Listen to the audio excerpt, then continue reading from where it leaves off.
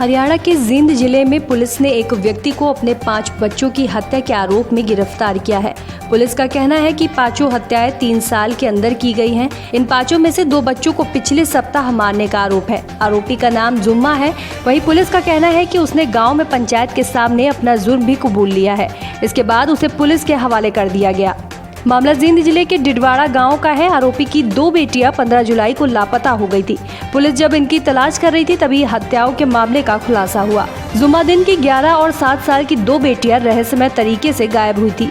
उसने पुलिस में शिकायत भी की। वही कहा कि वो और उसकी पत्नी रीना सो रहे थे, तभी एक अज्ञात व्यक्ति उसकी दोनों बेटियों को अगवा कर ले गया। पुलिस का कहना है कि जुम्मादिन से इस मामले में आगे भी पूछताछ की गई थी, लेकिन वो संतोषजनक जवाब नहीं दे पाया।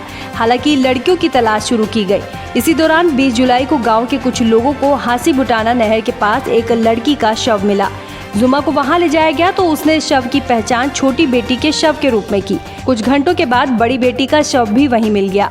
पोस्टमार्टम में पता चला कि दोनों की मौत डूबने से हुई। जांच के दौरान पता चला कि 3 साल पहले भी संदिग्ध हालात में उसके 2 बच्चों की मौत हो गई थी। इनमें एक लड़का और एक लड़की थी। इसी तरह 1 साल पहले एक बेटे की मौत हुई। इन तीनों की मौत अभी तक सामने नहीं आई थी।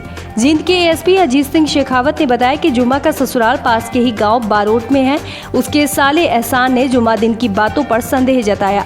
ऐसे में एहसान ने गांव में पंचायत बुलाई। पंचायत के सामने जुम्मा ने दोनों बेटियों के साथ ही 5 बच्चों की हत्या की बात कबूल कर ली। उसने बताया कि पहले उसने दोनों बेटियों को नशीली दवा दी और फिर नहर में फेंक दिया।